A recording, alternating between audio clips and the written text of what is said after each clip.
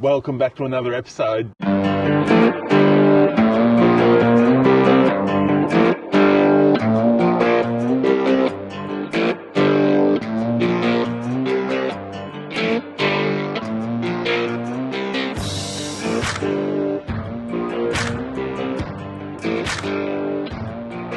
Welcome back to another episode.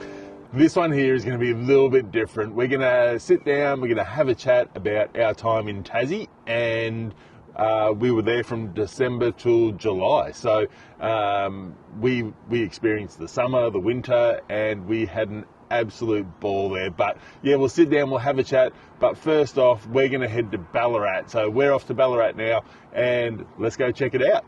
All right, we've made it to Ballarat. So we just stopped off at the bakery. I've got to say, we had an egg Kelly pie. They were really nice. It was really good, wasn't it? Yeah.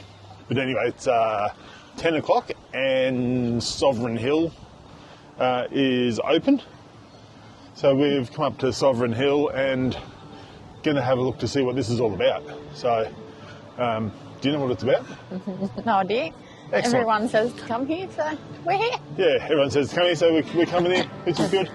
So anyway, let's go check Sovereign Hill out.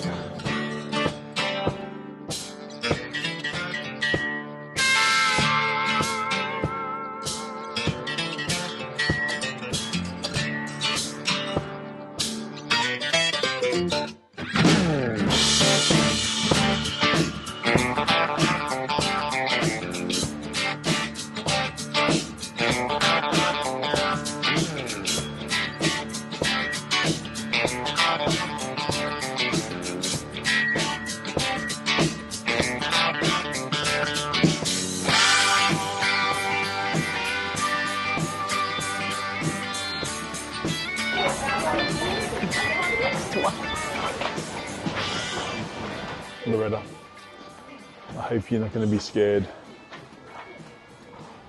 This mine is small and dark. You must not do this too if you suffer from claustrophobia, are pregnant, have a heart or any other conditions that may affect your experience. That's me out.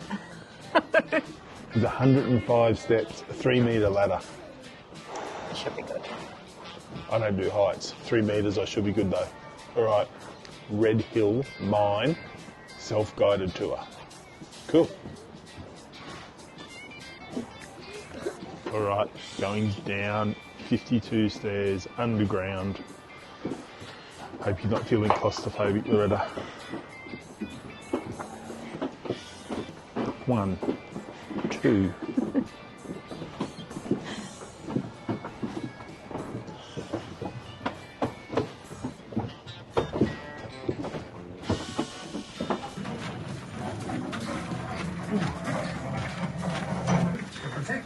Unstable gravel and rock. Rich wash dirt and maybe nuggets are taken out in trucks.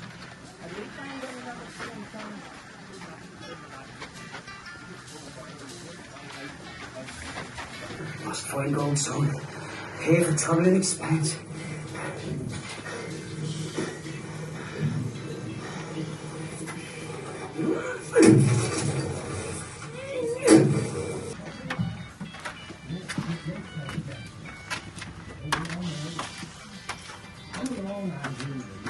This is pretty cool. This is the battery. So this is where they crush the rocks. Okay, and then it comes out down the And bottom. then it comes out down the bottom.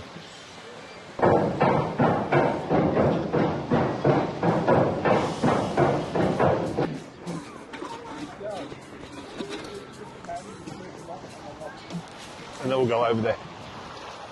I've never done this before, but hopefully. Are we going to be millionaires soon? We're I'm going to get $20 worth of gold. So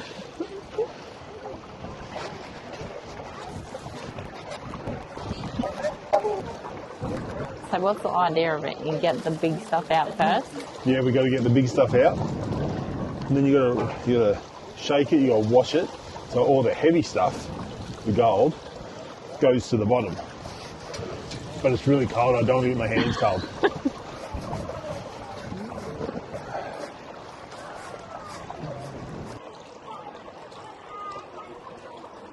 Oh, just there. Can you see it? I think I need my glasses on. Right there. See that? There you go. There you go. You did find something. They're rich. Hi. Get a jar of the raspberry drops. And rhubarb and custard. And rhubarb and custard. Is that it? Yep. Custard. Yes, I. So we're at Sovereign Hill, and this place is pretty fantastic. I don't mind it at all. I think it was $70 per person to come in. If you're a student or a concession, how much was it? $56, I think it was for that, and kids are cheaper again. Yeah, and there's family passes and all that as well. Yeah, family passes, Yeah. and don't forget to look online to see what discounts are available as well. Yeah, and I think it's really good how they've got it all set up, and there's like, it's obviously winter, but they've got fire pits going everywhere, and which is good. Up the main street, there's shops that you can purchase some lollies from. Yummy. Unbelievable. One of them's mine. And there's demonstrations as well. Yeah, demonstrations on pretty much everything here at all different times. Yeah, gold panning. I found some gold. Yes. Not enough for us to retire, but I found some gold. Yeah. There's plenty of places to eat here. Prices are reasonable as well. So Yeah. yeah, it's a great day out for the whole family. And even at the blacksmith area, I think it was like $9. You can get your name printed on a horseshoe. So I thought that was pretty cool. Yeah. And also like cheap enough for the whole family to come out and do it. And everyone gets dressed up. I've seen a nana walking around all dressed up in with a walking cane, and I thought that was pretty cool because there's just people walking around in the era of the 1850s, in the gold rush.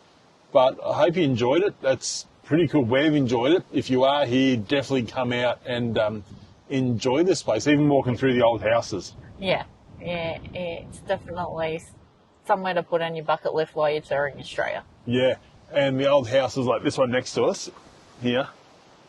So they've got the fireplaces going in them and everything like that. So it actually makes it real authentic. Enjoyable, yeah. Yeah, and you get to walk in the houses and they're nice and warm. So Yeah. Definitely come and check it out. It's great. It's been awesome. Yeah.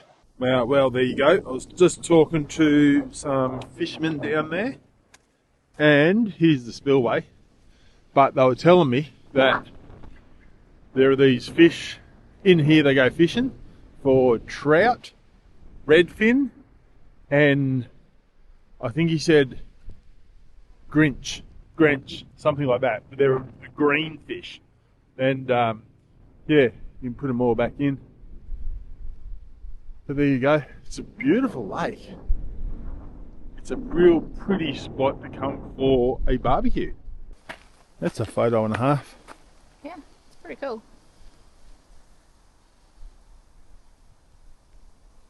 Be nice on a sunny day. Yeah, it would be, wouldn't it? Finishing off the day with some olives and dip and watermelon. We found this awesome little park. This is St. George Lake. St. George Lake. I'm talking with my mouth full, sorry about that. But a great little lake. It's got not motorbike, mountain bike trails, walking trails. You can go fishing here. Great little lake, this area, but It's got toilets, oh, it's got toilets. barbecues, picnic tables. But me and me olives, we're going to leave it there. All right. Hope you enjoyed Sovereign Hill. We did. And I'm enjoying me dipping me olives. Wow. So we're just getting ready for bed.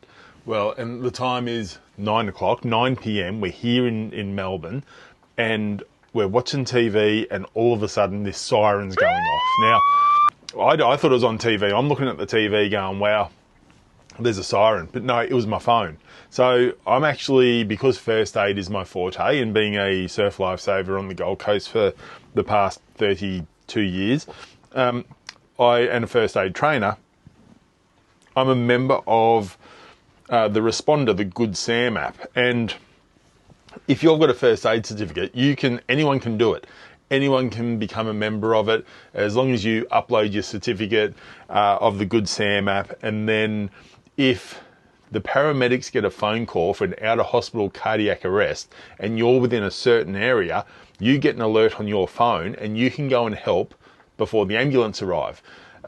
Because just remember, every second counts. So then if you can get there first, start CPR, you've got a defib, then you can get there and you can start to help people. Well, this is the first time it has ever happened to me, and I sort of froze for a second, didn't know what the alarm was. I brought it up, and look, the Responder app, there it is there. I'm not too sure if you can see it, but that's it live. So you can see people on there. You can see them with hearts on there. That means they got defibs, and these are first responders. So my phone went off, and it comes up with where somebody needs help, and then you can click accept the job, and you can go and help before the paramedics arrive. Well, by the time I opened up the app to find out where it was, I seen it there. Somebody else had accepted the job, and then it just went away from my phone. So by the look of it, where the job was is exactly where this person here with the defib is. So they're there, and it means help's arrived. So that's fantastic. So I'm just flabbergasted. Thought we'd just jump on, film it, show people. If you do have a first aid certificate or a CPR certificate, jump online to the Responder app and register yourself so you can go and help people before help arrives. So that way every second counts, so you'll be able to help save lives. All right, so hope you enjoyed Ballarat. That was pretty good, wasn't it? It was cool there. Yeah, Sovereign Hill, found some gold, so I was pretty happy. First time I've ever done that. But we're still eating sausages for dinner, so it's the main thing. Yep. But it was cool. We left here in the morning. It was 11 degrees. We got up there. I don't think it got over 11 degrees. No. And when we got back, it was 11 degrees. Yeah, it was unreal. But anyway. It's been cool. Yeah, it's been cool. So that was really good. But now it's time for a bit of a chat about Tassie. And we did leave Tassie a couple of weeks ago, or last week, whenever it was. Yep. And we were over there for 8 months. 8 months we were over there for. So we really enjoyed Tassie. But just a bit of a chat about a few questions that we've got. Like the first one, how easy was it? Yeah, as in it was easy to book. The booking system's quite easy. One thing to make sure that you do before you actually jump on and book your trip is know your dates and know the length of your car and caravan, because that's what determines the price that you need to pay. It'll also determine what days you can actually sail. So sometimes, because we had a larger van and a big car, we couldn't actually pick certain dates. So you got to be a little bit flexible when you're wanting to travel. And the process was pretty easy to get on the boat.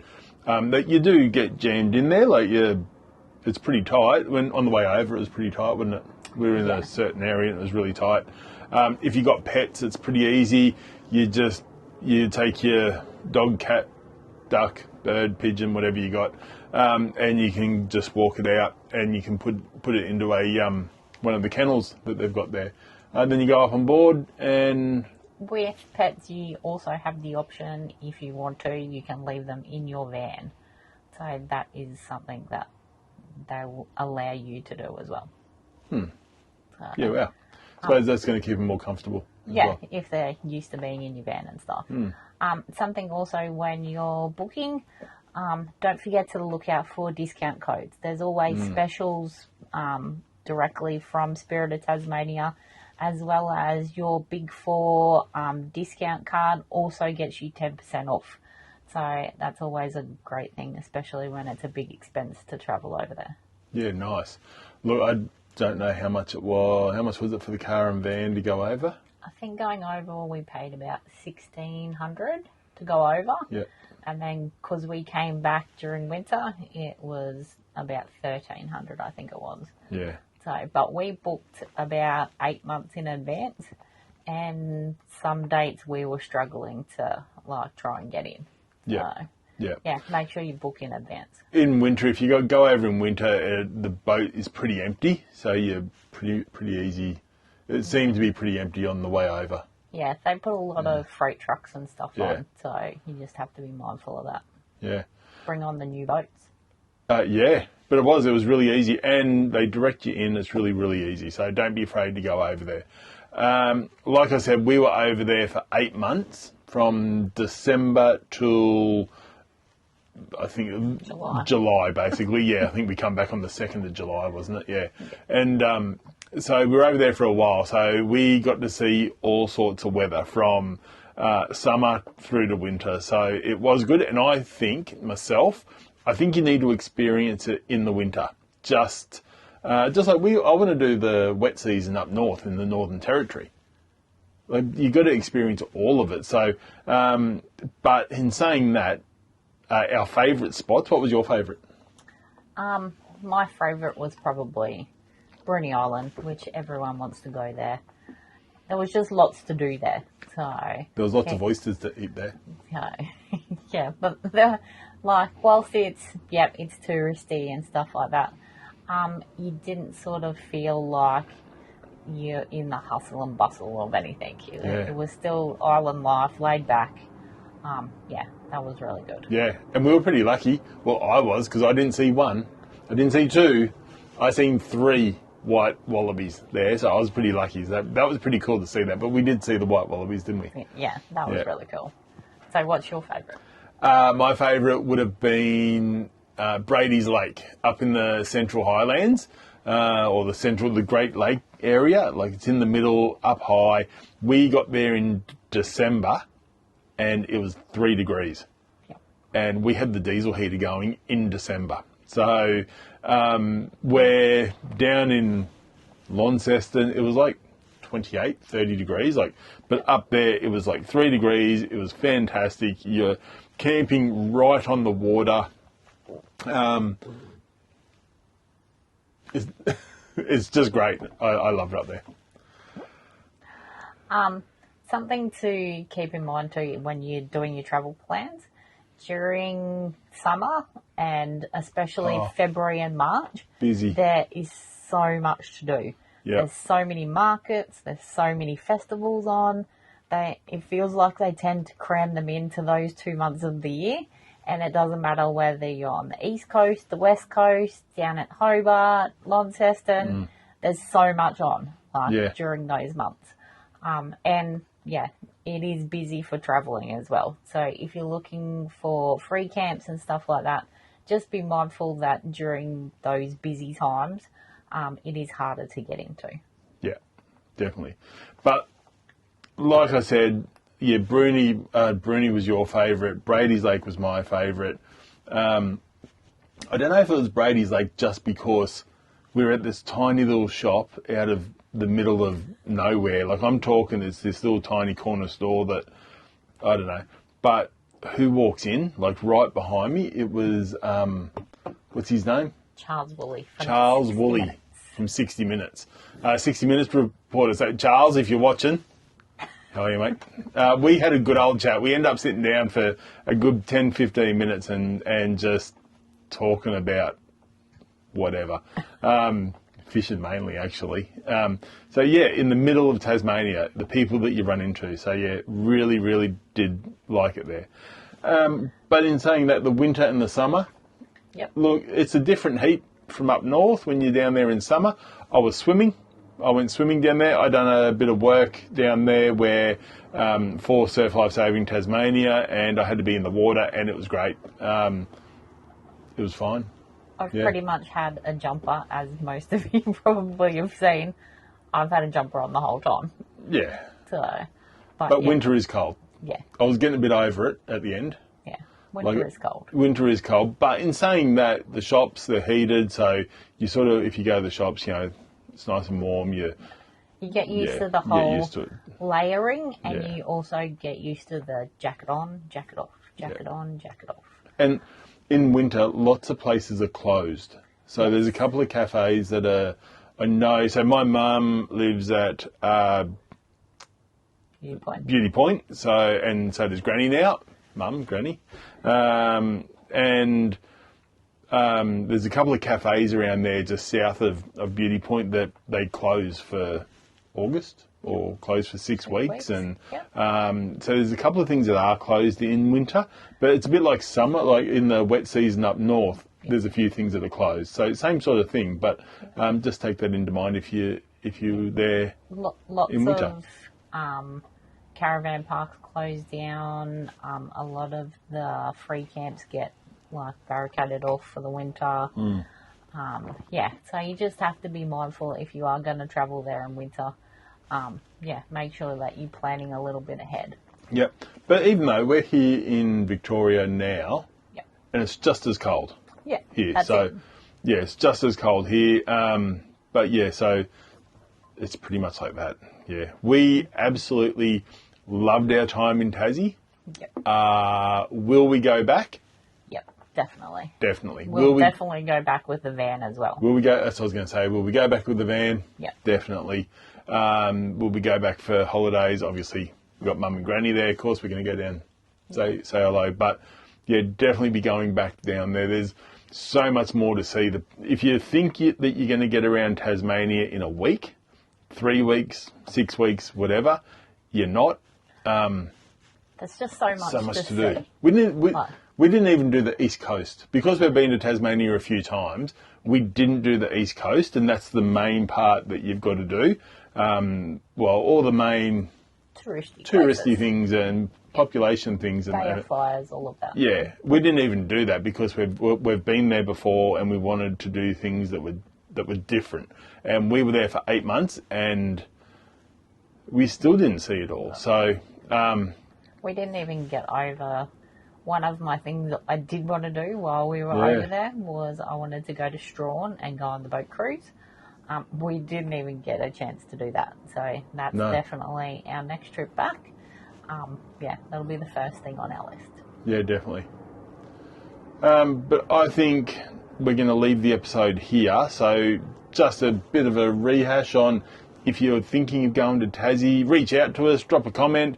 More than happy to tell you about our experiences there. Driving the van around is fine, and that's all good. But yeah, drop a comment, hit us up, let us know what your thoughts are on Tassie, or if you've got your experiences as well, tell us about it. Yeah, let us know if you found some hidden gems somewhere that we haven't been to yet. Yeah. So I can add it to my list, which is ever growing of places that we want to go and see. Yeah, I did like one spot.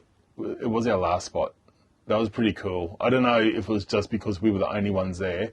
That was our hidden gem that we found, the very last spot. Trails Corner.